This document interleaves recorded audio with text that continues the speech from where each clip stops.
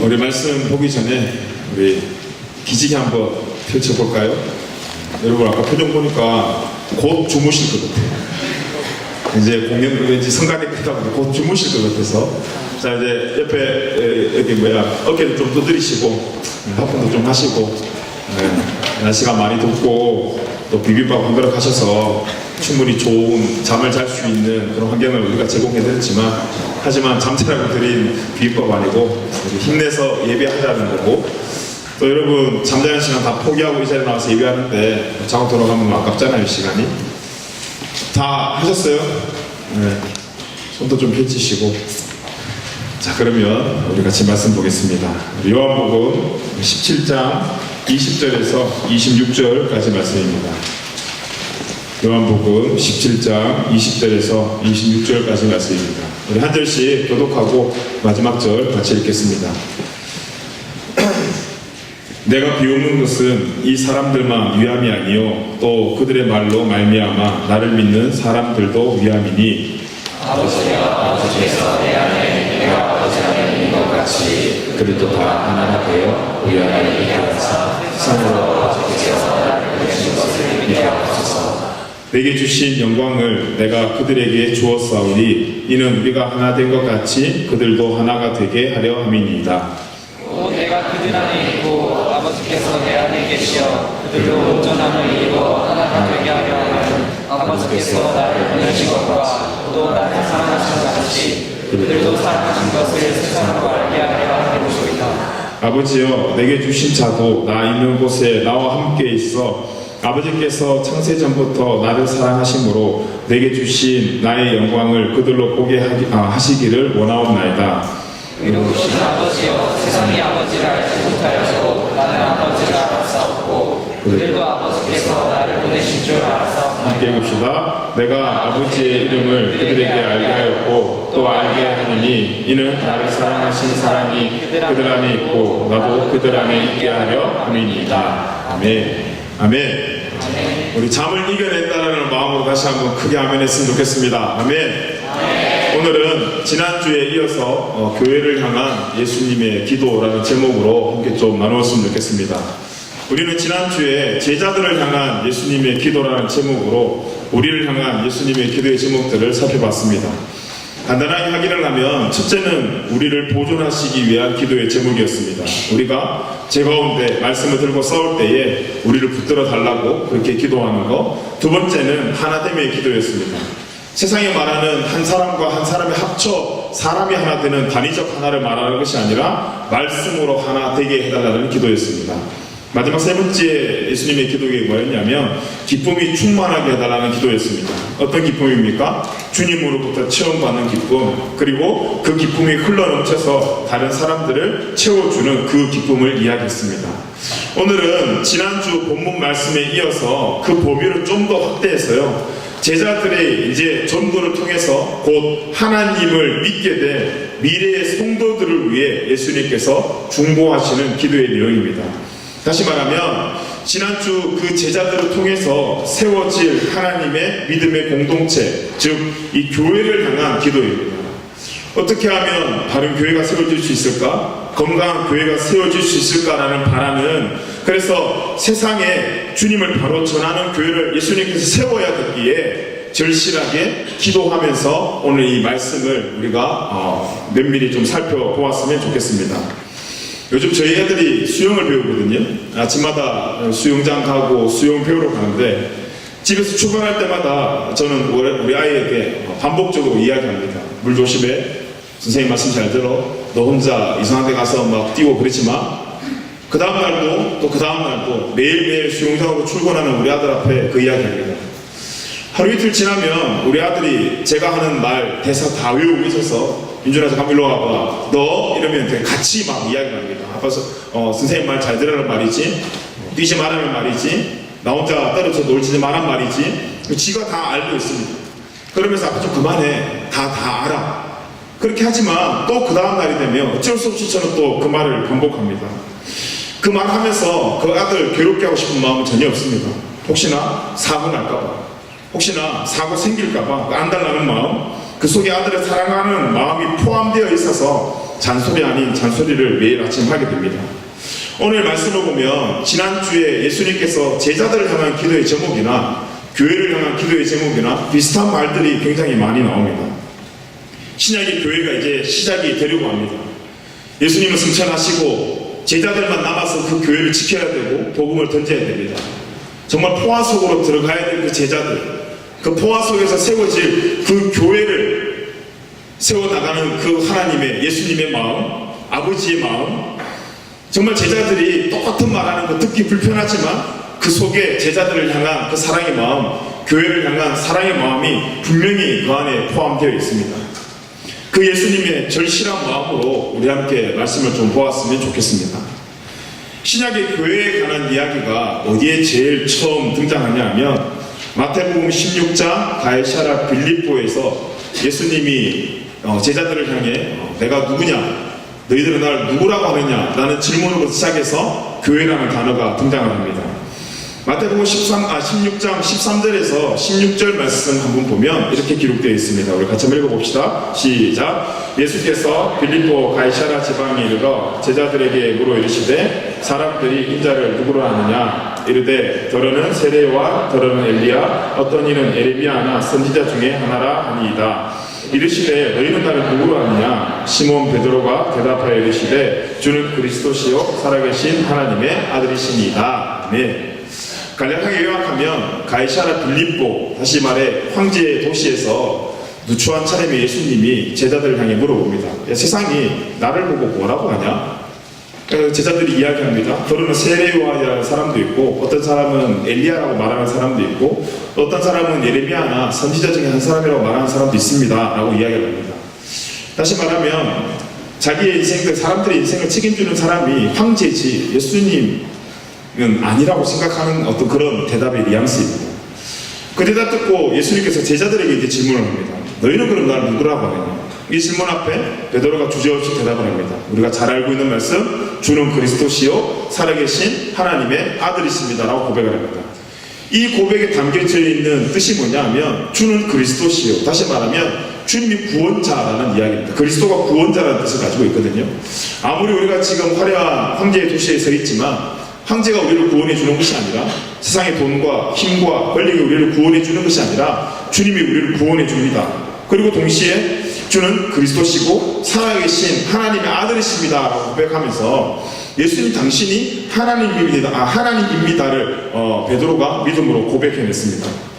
다른 곳도 아닌 황제의 도시에서 수련의 현장도 아니고 빈들에서 예수님께서 말씀을 전한 현장도 아닌 예수님과 더 화려한 것이 많은 그 시티 한복판에서 베드로가 그렇게 고백을 했습니다. 그렇게 고백한 베드로를 향해서 예수님께서 칭찬하십니다. 마태복음 16장 17절에 이렇게 칭찬하셨습니다. 같이 읽어봅시다. 시작. 예수께서 대답하여 이르시되 바요나 시몬아 네가 복이 있도다. 이를 네게 알게 하니는 혈육이 아니요 하늘에 계신 내 아버지시니라. 아멘. 너 대답 잘했다. 근데 그 대답 네 머릿속에서 나온 것이 아니라 말씀 가운데 네가 거했기 때문에 그 말씀에서 일하시는 하나님 통해서 네가 그 대답할 수 있었던 거다. 예수님께서 칭찬하셨습니다. 그리고 난 뒤에 그렇게 칭찬받은 베드로에게 예수님께서 세 가지를 약속하셨습니다. 마태복음 16장 18절에서 19절입니다. 같이 한번 읽어봅시다. 시작. 또 내가 내게 이르노니 너는 베드로라. 내가 이 반석 위에 내 교회를 세우리니 음부의 권세가 이기지 못하리라. 내가 천국 열쇠를 내게 주리니 내가 땅에서 무엇이든지 매면 하늘에서도 매일 것이요 내가 땅에서 무엇이든지 풀면 하늘에서도 풀리리라. 아멘.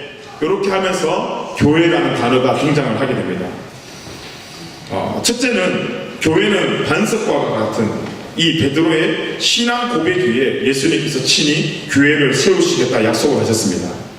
이 말씀을 통해서 우리는 교회에 대한 본질을 정확하게 알 수가 있습니다.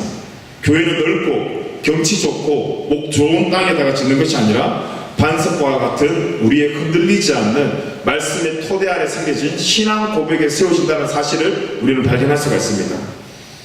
이 말씀을 다시 한번 좀 더 이야기를 하면 그러므로 이 세상의 모든 교회의 주인은 하나님이시다라는 말입니다. 아무리 교회를 10년 다니고 20년을 다니고 또 그 사람이 어떤 공을 세웠다 하더라도 그 누구도 교회를 지배하거나 주인이 될 수 없다라는 이야기입니다. 그래서 교회라는 것은 건물이 아니라 예수님을 주인으로 모시는 사람들이 모이는 모임이 바로 이 교회입니다. 만약 세상 사람들이 지금 교회가 썩어졌다, 교회가 엉망진창이다라고 지금 비판하고 있다면 그 비판은 지금 교회 건물이 낡았다는 비판이 아닙니다. 그 속에 있는 믿는 사람들이 예수님의 진리의 말씀을 떠나서 그것을 쫓는 인생이 아니라 세상의 진리와 욕심에 빠졌다는 것입니다. 세상에 많이 나타나는 교회 뉴스를 보면 그 어떤 세상 사람도 교회가 뭐 1층이야, 왜 교회가 지하에 있어, 어떤 그런 건물을 가지고 비난하고 욕하는 기사 우리 한 줄도 본 적 없을걸요. 아마 그 모든 비판은 그리스도인들이 쫓아야 될 것을 쫓지 않고 다른 것을 쫓았을 때, 그 욕심을 쫓았을 때 듣는 비판들이 지금 세상이 교회를 향해 던지는 비판들입니다. 두 번째, 그 교회를 어떤 사명을 주시냐면 음부의 권세, 즉 사망의 권세, 사단의 권세가 결코 이기지 못할 것이다, 그렇게 약속하셨습니다. 그리고 세 번째는 땅에서 무엇인지 메고 푸는 대로 하늘에서도 동일하게 이루어질 것을 약속하셨습니다. 예수님께서 16장 승천하시기 이전에 그렇게 교회를 세우시기 위해서 계획을 하셨고, 또 그 교회의 역할은 그 믿음으로부터 음부의 권세, 그 사망의 권세와 싸워 이기게 하실 계획을 가지고 있었습니다. 세상을 향해 십자가를 세운 이유는 그 안에서 어떤 사교 활동을 하고 그 안에서 어떤 다른 어떤 사람들끼리 모임을 하려고 한 것이 아니라, 예수님께서 십자가를 세운 단 하나의 이유는 음부의 권세에서 싸워 승리하라. 그렇기 때문에 교회는 단순한 사교의 단체가 아닙니다. 자신의 뜻과 맞는 사람들끼리 모여서 교제 나누는 것도 아닙니다. 지역사회를 위해서 봉사하고 또 구제사업을 통해 남들을 도와주는 착한 일을 하는 것도 아닙니다. 이것은 교회가 여러 가지 해야 할 일 중에 그런 부수적인 사역 중에 하나이지 교회의 본질적인 사역이 아니라는 것입니다. 그런데 점점 교회 안에서도 우리의 본질의 사역이 음부의 권세와 싸우는 것이 아니라 어떻게 하면 교회가 좀 더 착해질까?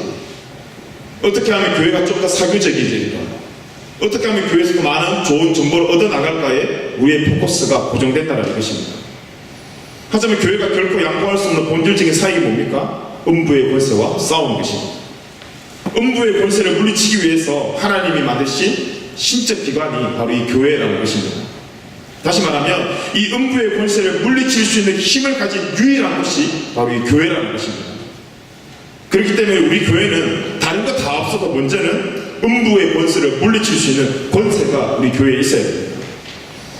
하나님의 나라의 국방을 이 교회와 우리 성도들에게 맡겼다라는 그런 이야기입니다. 군대는 적 이기지 못하면 끝입니다. 아무리 좋은 군복을 가지고 있고 아무리 탱크를 수백 대 가지고 있고 내무실에 에어컨이 나오고 식사 때마다 고기 반찬이 나오더라도 전쟁에 그 군인이 패배해버리면 그 군대는 해체할 수밖에 없습니다. 모든 편의의 제공이 왜 제공됩니까? 전쟁에 승리하라, 부수적으로 제공되는 것입니다. 탱크 타고 놀라고 탱크 제공된 것도 아니고, 고기 반찬 먹으면서 식당에서 놀라고 고기 반찬 제공됐다는 거고, 그것을 이용해서 전쟁에서 승리하라. 아무리 사람이 많이 모이고 또 그 사람 중에 대단한 사람들이 교회를 다닐지라도 그 교회에 음부의 권세를 깨뜨리지 못하면 그 교회는 나약한 교회, 예수님이 방법으로 세우신 교회가 아니라는 것입니다. 교회가 음부의 세력을 이기지 못할 때 그 시대는 암흑기에 빠질 수밖에 없습니다. 그렇기 때문에 우리 모두가 십자가 군병되어야 된다는 말은 그냥 십자가 군병의 타이틀을 가진 것이 아니라 우리가 함께 이 교회에서 말씀으로 통합되어 음부의 권세를 물려치는 그런 십자가의 군병, 군대로 부르심을 받았기 때문입니다. 그래서 예수님께서는 그 군대되는 교회가 음부의 권세를 깨는 교회가 되도록 하기 위해서 지금 이 교회를 향해서 기도하시는 것입니다. 그러면 우리도 또한 이 교회를 위해서 기도할 때에 다른 교회에 대한 기도의 제목도 많겠지만 우리 교회가 다른 것 놓쳐도 음부의 권세 그 앞에 패배하지 않는 교회가 되게 해달라고 우리도 분명히 기도하셔야 됩니다. 그 음부의 권세를 깨뜨리는 교회를 만들기 위해서 예수님께서 기도하며 뭐 하시는 내용이 무언가 오늘 세 가지 한번 봤으면 좋겠는데요.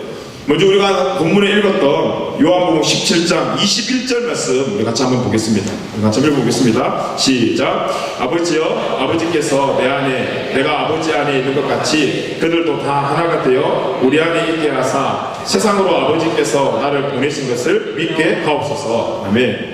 그리고 22절 한번 볼까요? 시작. 내게 주신 영광을 내가 그들에게 주었사오니 이는 우리가 하나가 된 것 같이 그들도 하나가 되게 하려 함이니이다. 계속 23절요. 곧 내가 그들 안에 있고 아버지께서 내 안에 계시어 그들로 온전함을 이루어 하나가 되게 하려 함은 아버지께서 나를 보내신 것과 또 나를 사랑하신 같이 그들도 사랑하신 것을 세상에 알게 하려 함이로소이다. 아멘. 세 절 모두에 등장하는 단어 하나가 있습니다. 뭐냐면 이 하나됨이라는 단어입니다.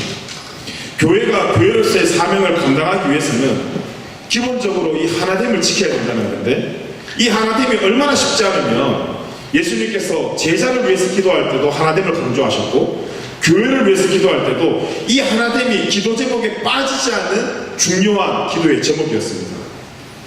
여기서도 동일하게 이 하나됨은 우리끼리의 단위적 하나됨을 말하는 것이 아니라 말씀이 하나 되는 성령의 도움 없이는 불가능한 그 하나됨을 이야기하는 것입니다. 그런 의미에서 우리의 신앙의 고백이 하나가 되어야 됩니다. 우리의 소망이 하나가 되어야 됩니다. 그렇게 예수님한테 칭찬받았던 베드로, 주는 그리스도시요 살아계신 하나님 아들이십니다 고백하며 칭찬받았던 그 베드로가 그 뒷절에 보면 이어서 말 한 번 자문했다가 예수님한테 혼이 납니다. 이유가 뭡니까? 마태복음 16장 23절입니다. 같이 한번 읽어봅시다. 시작. 예수께서 돌이키시며 베드로에게 이르시되 사탄아 내 뒤로 물러가라. 너는 나를 너무 내가 하나님의 일을 생각하지 아니하고 도리어 사람의 일을 생각하는도다 하시고, 그렇게 칭찬했던 베드로에게 순식간에 예수님께서 뭐라고 말씀하시냐면 사탄아 뒤로 가라 그랬습니다. 당신이 사랑하는 제자한테 사탄이라는 말 굉장히 심하지 않습니까? 그런데 예수님께서 베드로에게 그렇게 이야기하셨습니다. 그 예수님의 의미가 있습니다. 베드로야, 정말 위로 그가 아니야. 네가 나를 걱정하는 거 알겠지만, 네가 나를 십자가에 죽게 내버려 두지 못하는 그 마음 알겠지만, 내가 십자가에 그래서 죽지만 다시 부활시켜 주실 하나님의 약속의 말씀이 위로야. 세상에 그 달콤한 말이 현혹되지 말고, 또 그 세상의 달콤한 말에도 중독돼버리면 말씀에서 벗어나 다른 거 구하고 다른 교회가 돼. 너 아직 교회 시작도 안 했는데 벌써 그런 마음 가지고 전진하면 너 큰일 나라는 예수님의 경고의 메시지입니다. 성령님이 인도하심을 받아 말씀 안에 거한 고백을 떨어졌을 때는 칭찬받았지만, 세상적으로 봤을 때 예수님은 걱정하는 말 아닌가? 위로하는 말 아닌가? 우리는 그렇게 생각하겠지만 말씀처럼 사람의 것을 이야기하면 충분히 우리는 예수님 앞에 사단이 될 수 있다는 이야기입니다. 그러면서 24절 이렇게 이야기합니다. 이에 예수께서 제자들에게 이르시되 누구든지 나를 따라오거든 자기를 부인하고 자기 십자가를 지고 나를 따를 것입니다. 다시 말하면 네 생각 다 버리고 말씀 들고 따라와도 네가 성도로 살 수 있을까 말까야. 그러니까 너 지금부터 훈련해야 될 것은 너 버리고 십자가 붙드는 훈련하라는 메시지였습니다. 그런 의미에서 우리도 말씀 앞에서 정신 차려야 됩니다. 아무리 칭찬을 받다가도, 다시 말해 내가 아무리 신앙생활 잘 하더라도 순간 말씀이 끊어지는 그 순간부터 우리도 사탄으로 전락될 수 있기 때문입니다. 이런 의미에서 말씀이라는 것은 한 번 먹고 끝내는 것이 아니라 매일 깨어서 먹어야 하는 것입니다. 출애굽할 당시에 이스라엘 백성들이 가나안 땅을 향해서 나아갈 때 하나님께서 하늘로부터 양식을 내려 보내주셨습니다. 바로 만나와 메추라기였습니다. 그런데 이스라엘 백성들은 하나님께서 만나와 메추라기를 먹일 때 하루만 먹이고 그거 가지고 너 광야 버텨 통과해서 가나안 도착해라고 이야기하지 않았습니다. 매일매일 공급해 주셨습니다. 매일 만나를 공급해 주시고 매일 메추라기를 공급해 주면서 하루하루 그 공급의 에너지를 가지고 순종하게끔 하나님께서 만드셨습니다. 우리도 매일매일 하나님 앞에 바로 서려면 매일매일의 공급이 있어야 됩니다. 그 말씀에 동일한 양식으로 하나 되어 힘써 전진하라는 이야기입니다. 이상하지 않아요? 가만히 생각해보면 수련회 때 그럴 때는 우리의 믿음이 너무 충만합니다. 기쁨도 충만합니다. 얼마나 성령이 충만한지 몰라요. 왜 그럴까요? 우리가 뭐 다 같이 모였어요. 뭐 그런 좋은 옵션도 있지만 그것보다 더 중요한 것은 수련회 기간 모든 시간마다 우리 뭐합니까? 말씀 먹기 때문입니다. 지칠 틈이 없습니다. 그럼 우리 지금 우리 이 공동체는 무엇으로 하나가 되고 있는지 분명히 체크가 필요합니다. 성도와 성도 간에 지금 무엇으로 하나가 되어 있는가? 정말 우리가 말씀으로 하나 되어 있는가? 우리가 모이는 그 조원끼리 지금 뭐로 하나가 되어가고 있는가? 찬양팀이, 새신자팀이 또 모이는 335의 모든 교회에서 만남이 우리 지금 무엇으로 하나 되어가고 있는가? 만약에 정확한 진찰 끝에 말씀이 아니라면 우리는 당장 그 모임 바꾸든지 나오든지 결단해야 됩니다. 그렇게 말씀으로 무장되어 있지 않으면 그 틈에 사단이 침투해서 또 그 공격에 우리는 100점 100패 할 수밖에 없기 때문입니다. 요즘 이단들이 들끓고 있지 않습니까? 이단들이 제일 좋은 먹잇감이 뭘까요? 하나 되지 않는 거예요. 말씀을 어설프게 알고 있는 거예요. 우리가 말씀으로 하나 되지 않을 때 그들은 다른 재료의 사랑을 가지고 들어와요. 다른 재료의 위로를 가지고 들어와요. 여러분, 사랑, 위로가 다 같은 사랑과 위로가 아니에요. 이단들은 사랑이라고 포장하고 위로라고 포장하지만 분명히 다른 재료의 사랑과 다른 재료의 위로를 가지고 들어와 우리의 순간의 목마름을 채워주며 현혹하며 결국 그걸 삼켜버리면 우리 몸에서는 그 삼킨 것에 대한 음식의 반응이 일어나게 되어 있어요. 교회를 우리는 그리스도의 몸이라고 이야기합니다. 몸이라고 묘사하는 것은 유기체라는 뜻을 가지고 있습니다. 여러분, 유기체는 분리될 수가 없는 존재들입니다. 우리 몸에 팔이 2개가 있고 다리가 2개 있잖아요. 근데 팔이 하나 잘렸어요. 다리가 하나 잘렸어요. 그때 우리가 표현하기를 우리 몸이 2개가 되었어 라고 표현하는 바보는 아무도 없습니다. 팔 하나 떨어지고 다리 하나 떨어졌다고 내 몸이 3개가 되었어 라고 말하는 사람 없습니다. 뭐라고 이야기합니까? 팔이 잘렸다고 이야기합니다. 다리가 잘렸다고 이야기합니다. 왜 그렇습니까? 우리가 유기체이기 때문입니다. 그렇게 유기체는 나누어질 수 없습니다.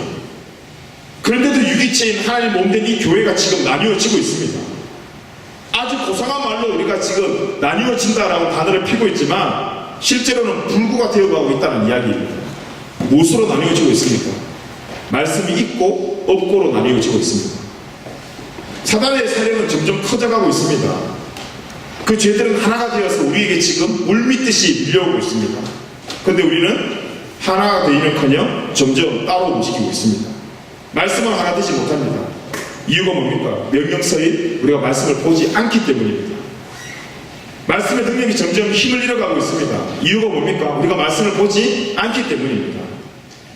말씀의 부재가 가장 큰 잘못인데 우리는 회의하면서 다른 곳에서 문제를 찾고 있습니다. 자신의 의견대로, 자신의 소견대로 되지 않는 것에는 분노하는데 말씀드리지 않는 것에서는 분노조차 생기지 않습니다. 병원 되어야 될 교회가, 그래서 병을 치료해야 될 교회가 오히려 병을 만들어가고 있습니다.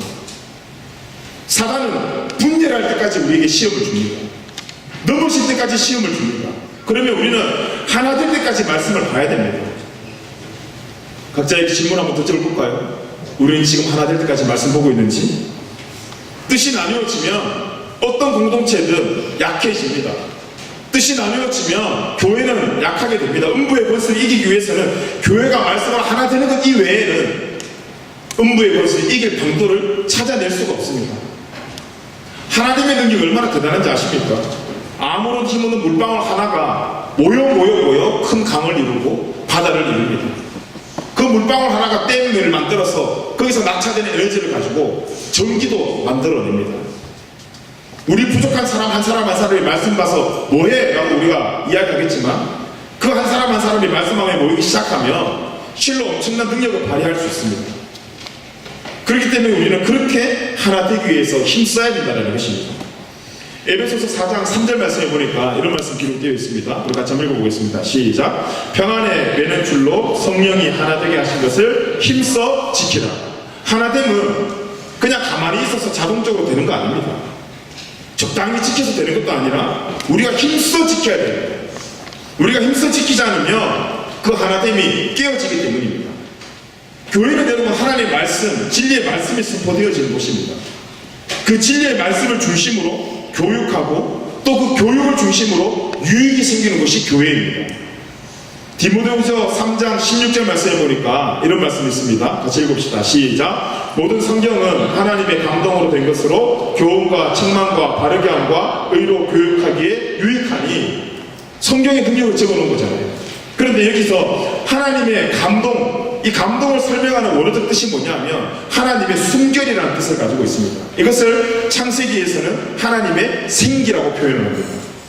다시 말하면 하나님의 말씀에만이 하나님의 순결과 하나님의 생기가 숨어져 있다는 것입니다.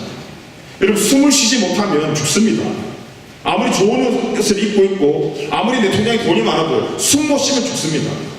교회가 말씀 안에 거하지 않으면, 그래서 그 하나님의 생기가 없으면 그 교회는, 성도는 죽는다는 이야기입니다. 숨 막혀 죽습니다. 도전할 것은 우리 교회가 또 우리의 삶이 그 말씀에 맑은 공기 있는 그 대기권을 이탈하지 않는 교회와 우리의 삶이 되기를 간절히 기도합니다. 교회가 힘들고 또 성도의 삶이 힘든다는 것은 그런 의미에서 우리의 삶에 그 하나님의 손길이 사라졌다는 이야기입니다. 공기가 없다는 이야기입니다. 자기네 소견대로. 그래서 그렇게 동의하는 사람들이 모여서 말씀을 멀리하고 또 말씀을 가까이 하는 것에 있어서 게을리하는 그런 모임들, 그걸 통해서 다른 어떤 행사는 창조적으로 건설될지 모르겠지만 하나님의 본질은 계속해서 금이 간다는 것입니다. 우리는 왜 공동체라고 이야기합니까? 사람 많아서 공동체라고 이야기합니까? 아니요. 하나님 아빠, 그 아빠 되는 말씀을 함께 듣는 자녀들의 모임이기 때문에 우리를 공동체라고 이야기합니다. 우리를 믿음의 가족이라고 이야기합니다. 아빠 없이, 엄마 없이 가족 될 수 없습니다. 그 아빠의 말씀이 살아있고 동일하게 자녀된 마음으로 그 아빠의 말씀을 순종할 때 아름다운 공동체, 아름다운 가족이 될 수 있다는 것입니다. 미국의 여러 교회를 분석한 한 교회 성장학자가 성장한 교회를 바라보면서 이런 결론을 내렸습니다. 그 교회의 특징이 있더랍니다. 먼저는 복음을 증거하고 말씀을 선포하면서 순종하는 데 몸부림치는 교회였다라고요. 외적인 특징이 있었답니다. 여러 가지가 있는데 성도의 숫자가 많지 않았고 공정한 교회를 소유하지 않았고 그런 많은 이유가 있고, 마지막에 그들만이 가지고 있는 공동체의 특징이 뭐였냐면 주일 오전 예배와 주일 저녁 예배, 그리고 평일날 모이는 성경 공부 그 시간에 참석하는 인원들의 숫자가 변동이 없다라는 것이었습니다. 왜 이런 교회가 실질적으로 건강하게 성장하는가 생각해보면 모든 성도가 동일한 말씀을 듣고 한 방향으로 하나 되어 순종하기 때문입니다. 우리 교회도 주일 예배가 있습니다. 그리고 토요일날 6시 30분에 기도회가 있습니다. 또 성경 모임이 있습니다. 그런데요, 이 교회의 방향을 알아가려면 주일 예배 한 번 드리고는 절대 이 교회가 무엇을 향해 달려가고 있는지, 이 교회의 기도 제목이 뭔지 알 수가 없습니다. 무슨 말씀이 선포되어 있고 어떤 곳으로 가고 있는지 알 수가 없습니다. 준비된 모임에 충실하게 나와서 또 함께 기도하고 말씀으로 하나 되어야지만이 알 수 있는 것들입니다. 그렇지 않으면 그냥 그 한 곳만 바라보게 돼서 충분히 길을 잃을 수 있는 여지가 있습니다.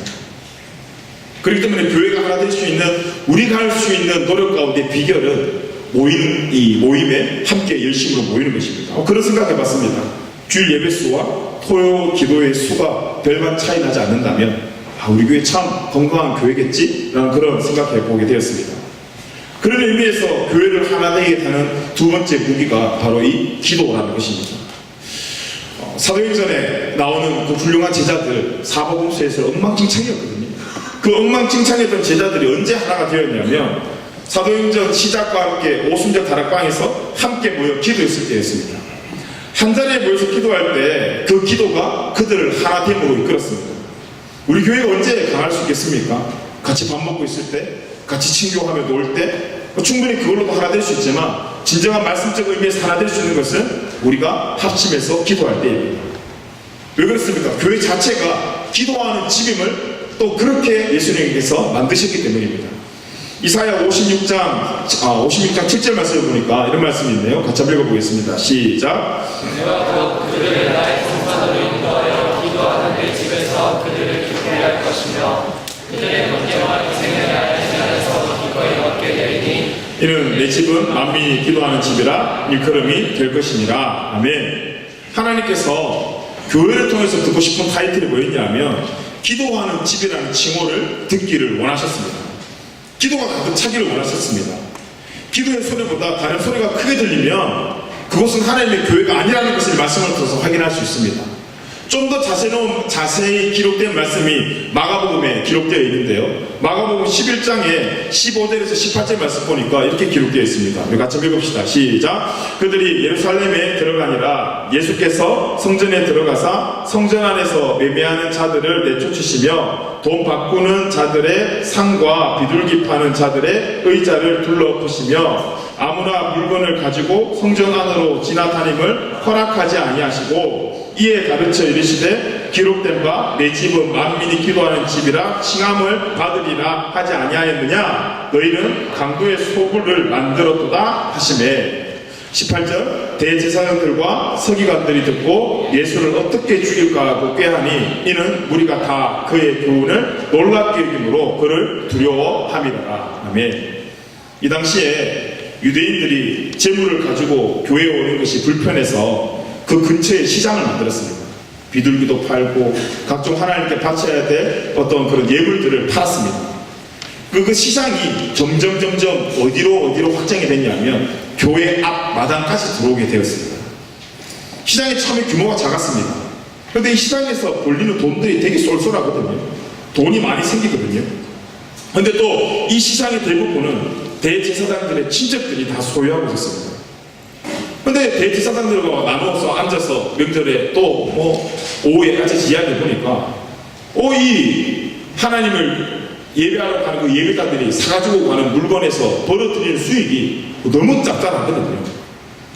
그리고 그 시장에서의 매매가 처음에는 그들을 예물을 쉽게 구입할 수 있는 걸로 시작했다가 결국 그 제사장들의 가족들의 욕심을 채우는 정말 있어서는 안 되는 그런 상황으로 전락하게 되었습니다. 하나님께 바친 제물이나 명목으로 예배하기보다 기도하기보다 폭리를 취해가지고 다른 것에 관심이 더 많았습니다. 다시 말하면 하나님의 주인된 교회에서 자연스럽게 사람의 파워가 생겨나기 시작했습니다.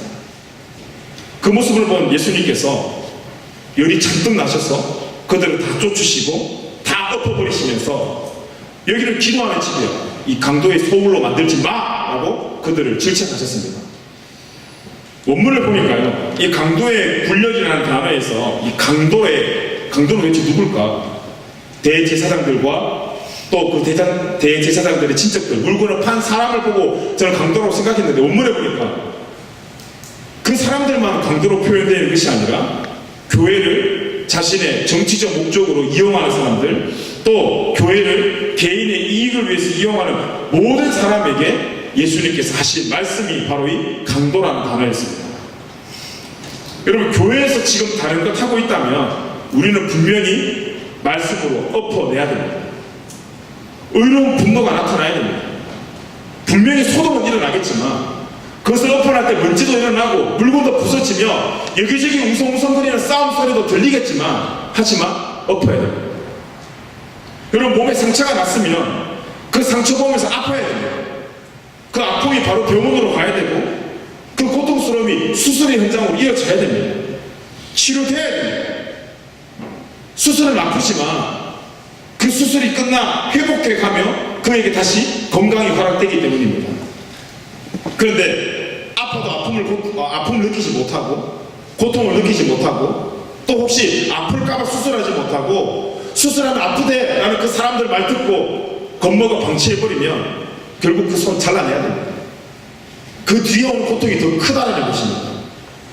그렇게 수술하지 못하게 하는 너희들은 수술해야 돼 라고 말하는 주님의 말씀이 선포되었는데도 불구하고 그 의로운 분노 앞에 또 다른 분노의 세력이 있었으니 바로 그렇게 이익을 취하던 대제사장들의 세력들이었습니다. 왜 분노했습니까? 분노의 이유 딱 하나였습니다. 사람들이 주님의 말씀에 정신 차리기 시작하니까. 대제사장들이 하는 것이 다 맞다고 생각했는데 그런 사람들이 교회를 그렇게 운영하고 그렇게 하는 방법들이 다 맞다고 생각했는데 진리이신 예수님이 와서 진리를 떨어뜨리니까 사람들이 그 앞에서 놀라하며 아, 저게 말씀이구나 라고 느끼는 그 순간, 그리고 정신 차리라고 하는 그 순간 대제사장들이 예수님을 죽이려고 꾀했습니다.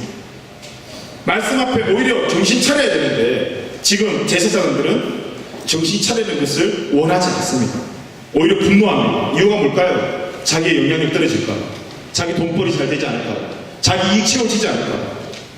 자신의 이익 앞에, 교회 앞에서도, 하나님께 바쳐야 될 재물 앞에서도, 하나님의 말씀도 다 뒷전이었습니다. 그렇게 뒷전으로 몰려 진리이신 예수님을 죽이려고 꾀하는 그 대제사장들을 바로 성도들의 마음이 어땠을까요? 무섭지 않았을까요? 두렵지 않았을까요? 저들이 예수님도 죽이려고 하는데, 야, 우리 말 잘못했다고 우리도 죽는 거 아니야? 우리도 저 사람들 잘못 걸리면 우리도 진짜 매장되는 거 아니야? 그런 두려움 생기지 않았겠습니까? 그래서 바른 상황에도 불구하고, 예수님 말이 진짜에도 불구하고, 말씀이 떨어졌음에도 불구하고 묵인하며 더 나아가 제사장들이 하는 모든 행동에 동의했다라는 것입니다. 그래서 결국 어땠습니까? 그들이 예수님 십자가에 못 박지 않았습니까? 여러분, 우리 말씀의 수술대를 두려워하지 않는 성도와 교회 되었으면 좋겠습니다. 또한 교회에서 저를 포함해서 영향력 있는 주인 노릇하는 소위 파워 있는 사람들 두려워하지 않았으면 좋겠습니다. 그래서 저 사람한테 잘못 보면 끝장이야. 저 사람한테 잘못하면 우리 매장 당할 수도 있어. 그렇게 두려워하면서 그 앞에서 웃고 아닌 것을 알면서 두려워하면서 방관하면서 무언에 동의하면 그 교회 무너집니다. 말씀 떠났으면 의로운 분노 내야 됩니다. 그리고 의로운 분노 앞에 여러분 혹시 뜨끔했다면 어떻게 정당화시킬 것인지를 꾀하지 말고 회개의 자리로 돌아가는 지혜로운 사람이 되어야 됩니다. 그러면서 오직 교회가 두려워해야 될 것은 다른 것이 아니라 하나님의 말씀입니다. 말씀 앞에 교회의 본질을 찾아 기도하는 집을 다시 세워나가는 작업을 저와 여러분에게 예수님께서 맡기신 것입니다. 기도가 교회를 살리고요, 기도에 교회를 하나 되게 만드는 힘이 있기 때문입니다. 그래서 하나님은 기도하는 사람에게 가장 좋은 대우를 해주십니다. 항상 기뻐하라, 범사에 감사하기를 원하지만 그 중간에 끼어져 있는 쉬지 않고 기도하는 그 기도를 빼버리고는 우리가 말씀 앞에, 우리 세상 앞에, 주어진 우리 삶 앞에 기뻐하고 감사하는 삶 사는 것은 불가능한 일입니다. 교회에서 마저 기도하자 그러고 말씀 보자 그러면 고리타분하게 바라보는 잘못된 이 상황, 기도와 말씀 없이 위로만 받기를 원하는 이 상황, 우리 바꿔야 되지 않겠습니까? 하나님 앞에 승리하는 사람 되길 원한다면 말씀과 함께 기도하는 사람 되어야 됩니다.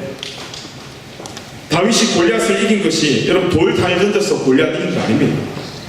돌 잘 던져서 다윗이 골리앗 이마에 돌 명중시켜서 이긴 것도 아닙니다. 그 전에 다윗은 만군의 여호와의 이름으로 나갔습니다. 말씀으로 나갔습니다. 두렵지만 기도하면서 나갔습니다.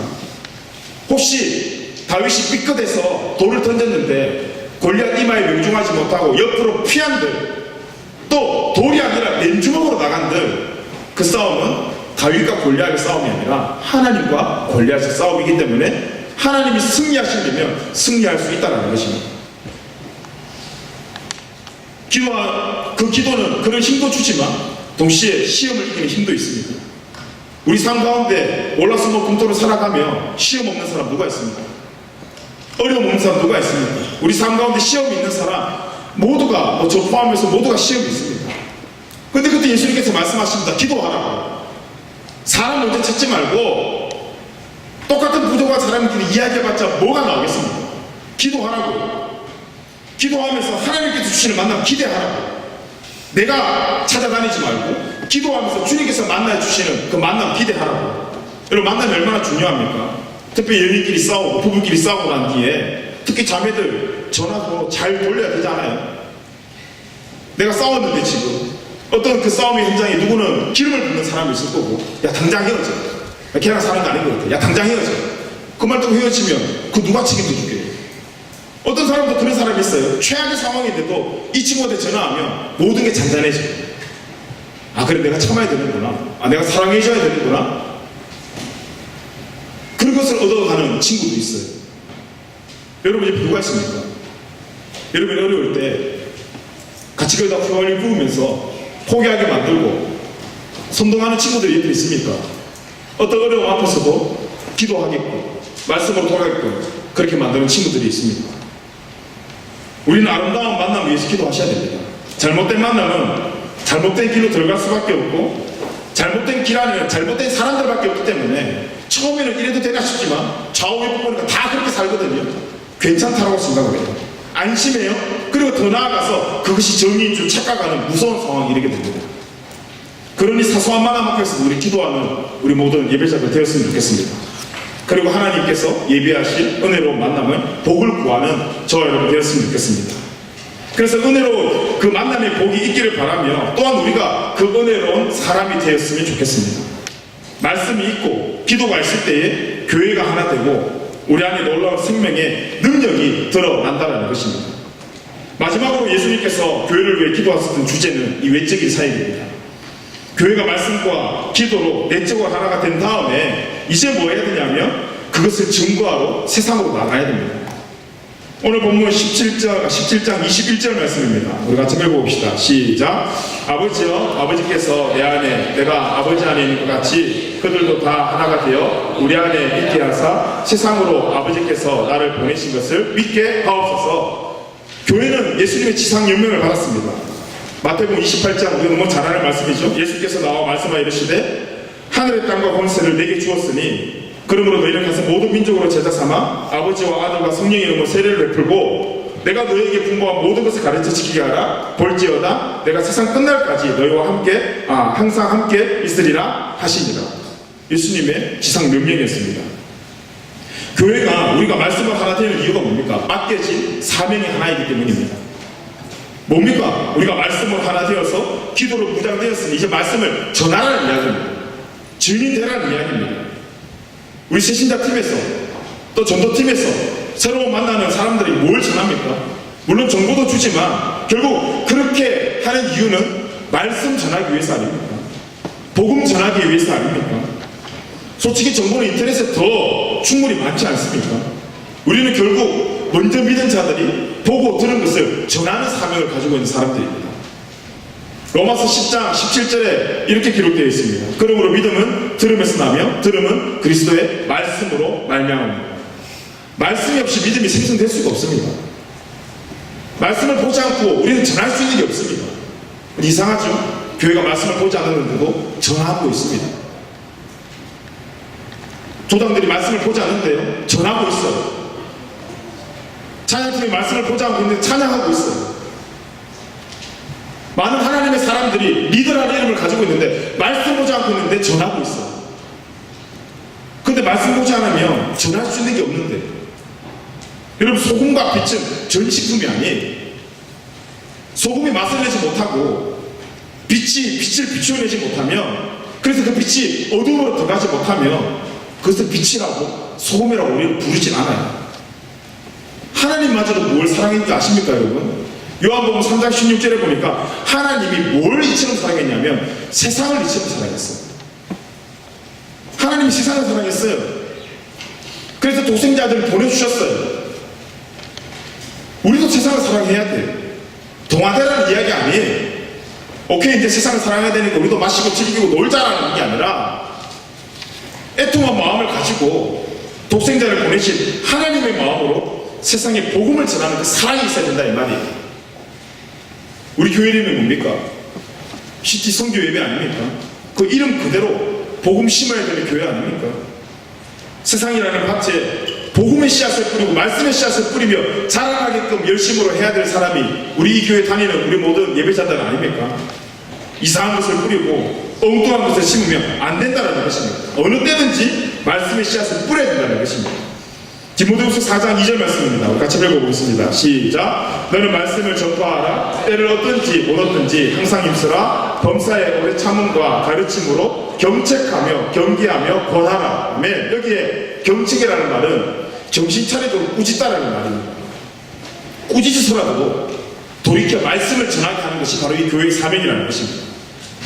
복음을 증거하고 하나님께 헌신하는 일이 여러분 놀면서 되는 일이 아닙니다. 이 의자에 앉아있다고 해서 하나님의 사람으로 건강하게 살아갈 수 있는 거 아닙니다. 편안하게 영화활동하는 것이 이 하나님을 믿는 거 아닙니다. 예수 믿는 것이 낭만이 아닙니다. 그렇게 쉬울 것 같으면 예수님께서 제자를 향해서 왜 그렇게 피땀 흘려서 기도하시며 이 교회를 향해 왜 그렇게 여러분 예수님께서 기도하셨겠습니까? 낭만 아닙니다. 어느 때는 수모가 있습니다. 어떤 때는 고독도 있습니다. 어느 때는 자기 혼자만 눈물 지는 일이 있습니다. 어떨 때는 순교의 현장 앞에서 부들부들 떨며 두려워해야 될 일도 생깁니다.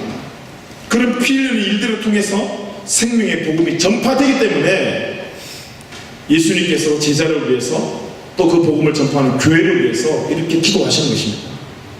이게 주님의 기도 제목이에요. 우리를 향한, 교회를 향한 기도 제목.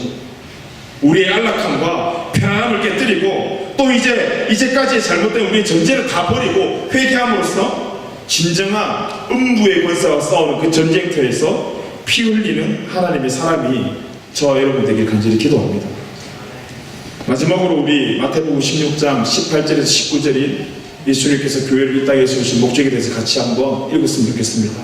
같이 한번 읽어보겠습니다. 시작. 또 내가 내게 이르노니 너는 베드로라. 내가 이 반석 위에 내 교회를 세우리니 음부의 권세가 이기지 못하리라. 내가 천국 열쇠를 내게 주리니 내가 땅에서 무엇인지 매면 하늘에서도 매일 것이요 내가 땅에서 무엇인지 풀면 하늘에서도 풀리리라. 아멘. 여러분 마태복음이 신약이 있는지 창세기가 구약이 있는지 이게 중요한 게 아닙니다. 나를 향한 하나님을 향한 우리의 마음이 지금 어디 있는지 여러분의 신앙의 고백이 흔들리지 말아야 돼. 우리 이 교회의 고백이 어디 있는지 이게 정말 더 중요합니다. 왜 그렇습니까? 교회는 이 말씀을 토대로 한 신앙의 고백 위에 세우겠다고 예수님께서 약속하셨기 때문입니다. 오늘 이 시간 거룩한 선포가 있었으면 좋겠습니다. 우리 교회는 오늘부터 음부의 권세와 전쟁을 선포한다. 말씀을 멀리하게 하고 기도를 멀리하게 하며 우리의 욕심만 채우려고 하는 그 음부의 권세와 오늘 나는 전쟁을 선포한다. 전쟁을 선포했으니까 여러분 두렵지 않겠습니까? 그 두려운 마음 가지고 같이 기도합시다. 하나님 우리를 도와주십시오. 하나님 내가 두려운 마음이 있지만 믿음으로 선포하겠습니다. 내 삶을 통해서 우리의 교회를 통해서 음부의 권세를 박살내겠다라는 하나님 그 선포 우리 지금 하겠습니다. 두려운 우리 마음속에 하나님께서 용기 주시고 담대함 주셔서 승리할 수 있는 우리의 삶, 승리할 수 있는 교회 되게 해주십시오. 우리 그렇게 같이 기도합시다. 우리 교회 시티 한복판에 있습니다. 어떤 사람은 관광지인 줄 압니다. 여러분 관광지 아닙니다. 또 우리 교회는 특수하다고 이야기합니다. 특별하다고 이야기하면서 특수하다고 이야기하면서 어쩔 수 없다고 이야기하면서 수많은 것을 열애하고 있습니다. 그런데 생각해보면요 특수하니까 또 말씀 필요하지 않습니까? 여러분 특수하니까 더 기도 필요하지 않습니까? 노마하면 무슨 기도가 필요하고 말씀이 필요하겠습니까? 특수하니까 더 기도가 필요한 교회가 돼야 되고 특수하니까 더 말씀이 필요한 교회 되지 않습니까? 말씀이 필요한 교회가 되어야 되지 않겠습니까? 왜 다 열애시킵니까? 우리는 이러니까 이거 열애하고 우리 이러니까 열애하고 열애한다면 하나님이 기뻐하시겠습니까? 음부의 권세만 기뻐하죠. 특수하니까 우리 더 말씀으로 무장하고 특수하니까 우리 더 기도 깨어있는 우리 교회 또 우리 모든 예배자들 되게 간절히 기도합니다.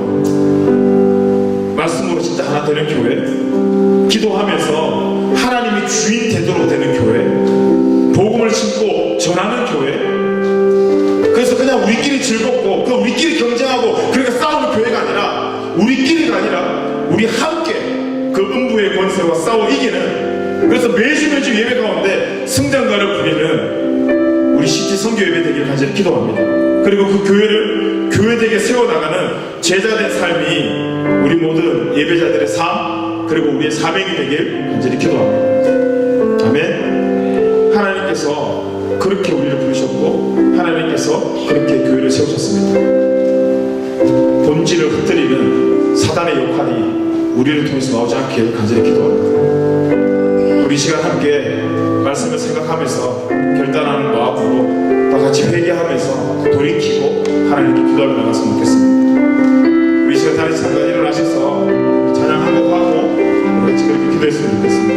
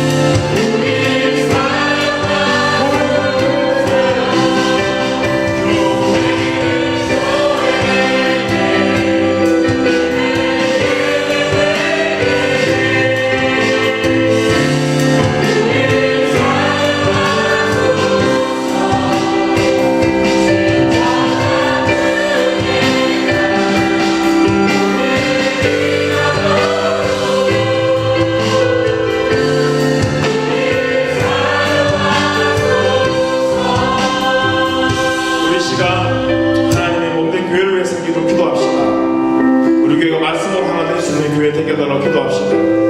어떤 사람의 파워나 어떤 사람의 영향력보다 말씀의 영향이 우선순위로 영향 나타나는 그런 교회 되게달라고 기도합시다. 두 번째, 기도하는 교회 되게달라고 기도합시다. 세 번째, 말씀과 기도로 무장되어 복음을 증거하는 교회 되게달라고 기도합시다. 우리가 교회를 만들어 나가는 것이 아니라 하나님께서 교회를 만들어 나가실 때 순종할 수 있는 우리 예배자들 되게달라고 기도합시다. 말씀 앞에 뜨끔한 거 있었다면, 말씀 앞에 우리 회개할 제목들이 있다면 이 시간 하나님을 정직하게 회개하며 나아갑시다. 하나님께서 분명히 회복하여 주시고 자유함 주실 줄 믿습니다. 그 자유함을 가지고 우리가 함께 아름다운 공동체를 사역하며 예배하는 우리 교회 위에 이 시간 함께 우리 함께 기도하며 나갔으면 좋겠습니다. 함께 기도하겠습니다. 좋으신 아버지 감사합니다. 믿습니다. 하나님, 이 하나님의 몸된 교회가 하나님의 말씀으로 하나님 교회 되게 해주시옵소서. 사람의 영향력이 사람의 포 하나님의 사람들의 말씀을 두려워하며 말씀 가운데 순종할 수 있는 교회 될 수 있는 성령이 인도하시고 함께 해주옵소서. 말씀을 투합되었을 때 하나님의 입술에서 기도가 나오고 있습니다. 하나님 이 교회가 기도하는 교회 되게 해주시옵소서. 하나님도 기도하는 지도를 만들게 해주시옵소서. 각도의 소음을 내지 않도록 합니다. 우리의 이익을 채우고 사람의 이익을 채우는 교회가 아니라 하나님 정말 기도하며 하나님 말씀과 기도가 준비가 되었다. 복음을 증거하는 교회 되게 합니다. 말씀을 아버지 증거하는 즐기는 것처럼 함께 하여 주옵소서. 하나님 교회가 정말 교회 되기 원합니다. 예수님께서 기도하셨던 그 교회 되기 원합니다. 예수님께서 기도하셨던 그 제자 되기 원합니다. 성령님 인도하여 주시옵소서. 이 시간 우리 교회가 선포합니다. 공부의 권세와 전쟁을 선포합니다. 두렵지만 무서운 마음 많지만 그래서 성령은 필요하고 그래서 하나님은 필요합니다. 하나님 인도하여 주시옵소서. 함께하여 주시옵소서. 기도하는 모든 예배자들과 함께하시고 하나님의 피를 세우시는 교회와 주님 함께하셔서 하나님의 뜻이 오기를 나타나는 교회 되시옵소서.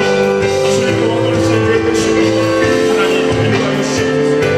하나님 교회 세워나가는 우리 모든 예배자들 되시옵소서. 주님 함께해 주시옵소서.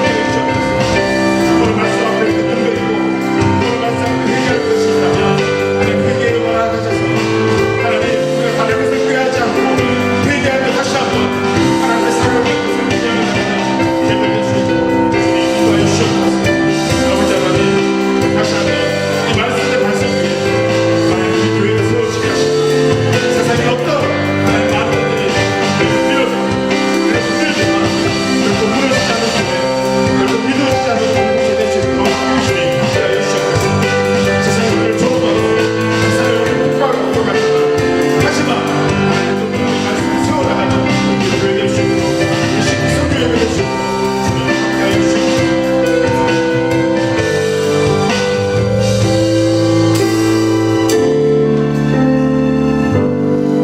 하나님 감사합니다. 오늘 우리가 말씀을 주시며 감사드리고 우리 삶을 통해서 예수님의 기도의 제목들이 응답이 되고 이 교회를 통해서 예수님의 기도의 제목들이 응답되어질 수 있는 또 그것의 도구로 사용되는 우리 교회 또 우리 모든 예배자들 될 수 있도록 주님 함께하여 주시옵소서.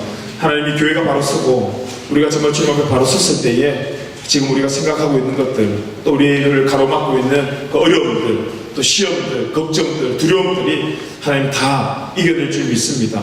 하나님 우리가 먼저 회복해야 될 것을 먼저 회복하게 하시고 우리가 먼저 찾아야 될 것을 먼저 찾게 하셔서 정말 그리고 주님의 기쁨이 된 이후에 그리고 난 뒤에 우리의 직장에서 또 우리의 가정에서 또 우리의 삶의 터전에서 그렇게 기쁨으로 살 것을 결단하게 해주시옵소서. 말씀 없는 곳에 하나님 우리가 다른 걸 결단하고 말씀 없는 곳에 그것이 이제 신앙 고백을 하는 것이 아니라 그래서 우리 삶 가운데 말씀 회복되게 하셔서 말씀을 읽을 수 있는 하나님 은혜가 이번 한 주간 모든 예배자들에게 회복되어질 수 있도록 주님 함께 하시고 인도하여 주시옵소서. 오늘 예배를 통해서 우리 각자의 개인 기도의 제목 가지고 기도하고 또 애통한 마음이 있고 우리 마음속에 연약하고 두려운 마음들이 많습니다. 비자의 문제 때문에 또 재정의 문제 때문에 직장의 문제 때문에 가정의 문제 때문에 관계의 문제 때문에 각자의 문제는 다르지만 문제 앞에 힘들어하고 있습니다. 하나님께서 우리의 삶을 누구보다 잘 아시고 또 하나님께서 지어줄 수 있는 것들밖에 없는 우리 모든 상황 속에 하나님 위로함으로 평안함으로 은혜로 기쁨으로 이번 한 주간 가득가득 채워 그 기쁨이 흘러 우리의 가정으로 직장으로 하나님 전해줄 수 있는 증인의 삶을 살아내는 우리 모든 시티선교회 예배자들 될 수 있도록 주님 함께하여 주시옵소서. 하나님 말씀을 잊지 않고 기억하며 오늘도 내일도 결단하며 발부둥치며 살아갈 우리 모든 예배자들에게 주님 두려워하는 마음보다 담대함과 용기를 더하셔서 좌로나 후로나 우로나 흔들리지 않고 정말 주님만의 나의 반석임을 고백하며 이번 한 주간 승리하며 살아가는 하나님 우리 모든 예배자들 될 수 있도록 주님 함께하여 주시옵소서. 감사드리며 예수님 이름으로 기도드리옵나이다. 아멘. 주기도문 하고 예배 마치겠습니다. 하늘에 계신 우리 아버지여, 이름이 거룩히 여김을 받으시오며 나라의 마옵시며 뜻이 하늘에서 이것 같이 땅에서도 이루어지이다. 오늘날 우리에게 행할 양식을 주옵시고 우리가 우리에게 죄된 자를 사하여 준 것 같이 우리 죄를 사하여 주옵시고 우리를 시험에 들게 하지 마옵시고 다만 악에서 구하옵소서. 대개 나라와 권세와 영광이 아버지께 영원히 있사옵나이다. 아멘.